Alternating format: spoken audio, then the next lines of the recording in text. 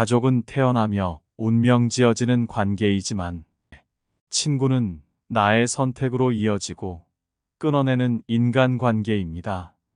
내 곁에 누구를 들이느냐는 인생의 중요한 문제입니다. 친구를 들이는 것은 처음에는 유쾌함으로 시작하지만 끊어내게 될 때는 큰 상처와 배신감이 남기 때문입니다. 끊어내게 될 때는 큰 상처와 배신감이 남기 때문입니다. 그래서 저를 포함한 많은 사람들은 인간관계, 특히 신뢰할 만한 친구를 알아보고 오래도록 사귀는 것에 관심이 많은 것 같습니다. 오늘은 그동안 우리에게 처세에 관한 냉철한 조언만 들려주었던 발타자르 그라시안의 평생 친구를 보는 지혜를 들어봅니다. 친구를 가져라. 이는 또 다른 삶이다. 어떤 친구라도 자신에게 얼마간은 도움이 된다. 좋은 친구들 사이에 있다면 모든 일이 잘 풀린다. 친구는 그만큼 가치가 있다. 그러나 친구를 사귀기 위해서는 그들의 마음을 사야 한다. 여기에는 호의만큼 더 강력한 마술은 없다. 최고의 방법이다. 우리가 무엇을 얻을 때 그 중에서도 제일 좋은 것을 얻는 것은 실은 타인과의 관계에 달려 있다. 우리는 어차피 친구들 사이에서나 적들의 사이에서 살아야 한다. 호의적인 친구를 얻으려고 노력하라. 그대는 나중에 그들 중 몇 명을 그대의 신뢰자로 선택할 수 있을 것이다. 우리는 주위에 있는 많은 사람을 별 생각 없이 친구라 부르곤 한다. 하지만 친구에도 단계가 있기 마련이고 진정한 친구를 가진 자는 극소수에 불과하다.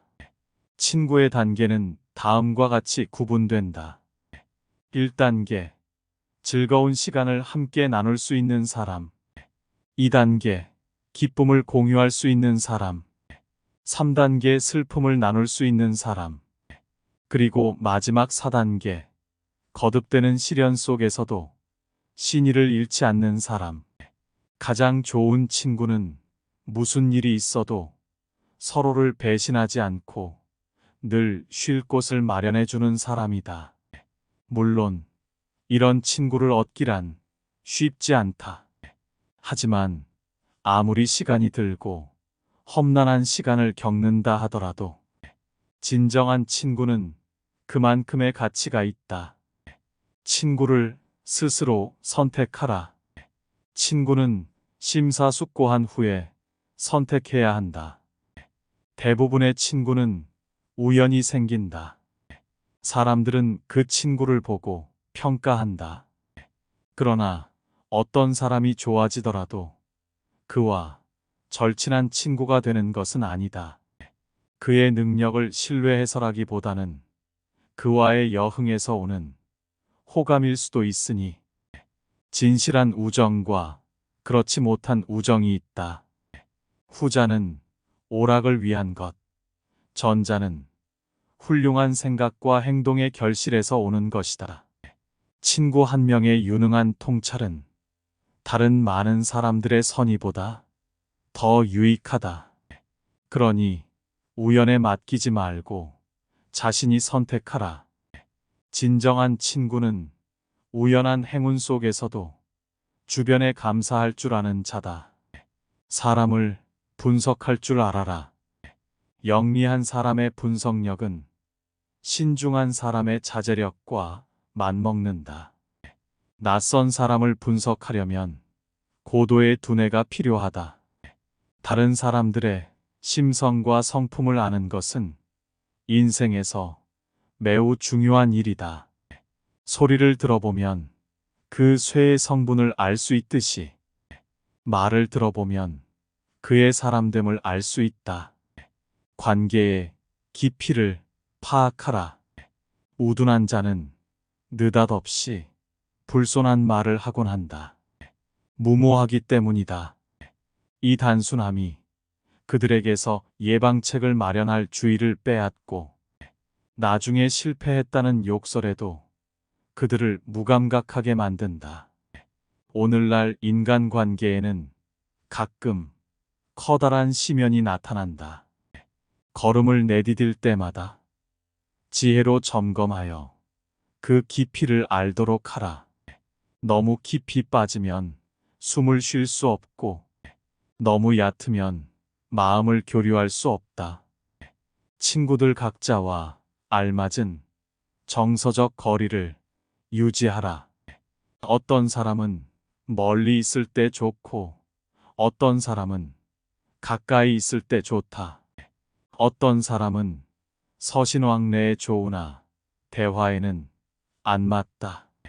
친구란 우애, 진실, 자비, 이 세 가지 덕목을 지녀야 한다. 친구는 무엇보다 소중하나 좋은 친구가 될 사람은 적다. 게다가 우매한 선택이면 그 수는 더욱 줄어든다. 오래가는 친구를 구하라. 가장 좋은 친구는 신랄한 사람이다. 친구가 없는 것보다 더 큰 외로움은 없다. 우정은 좋은 것을 같이 가꾸고 나쁜 것을 서로 나눈다.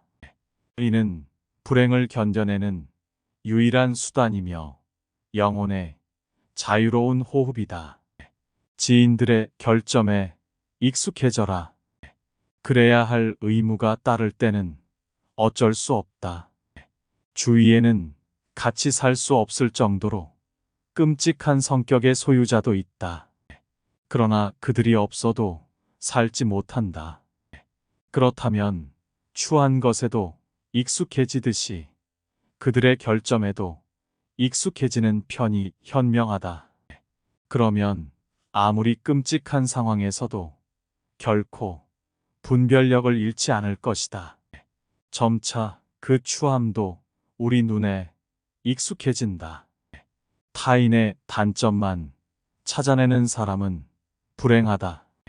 꿀벌은 벌집을 만들기 위해 꽃에 꿀을 모은다. 그리고 독사는 체내의 독을 축적하기 위해 일부러 독이 있는 것들을 먹는다. 사람들 중에도 꿀벌 같은 사람과 독사 같은 사람이 있다. 행복한 삶을 살고자 한다면 독을 모으지 말고 꿀을 모아야 한다. 타인의 장점을 발견할 수 있는 사람은 행복하다.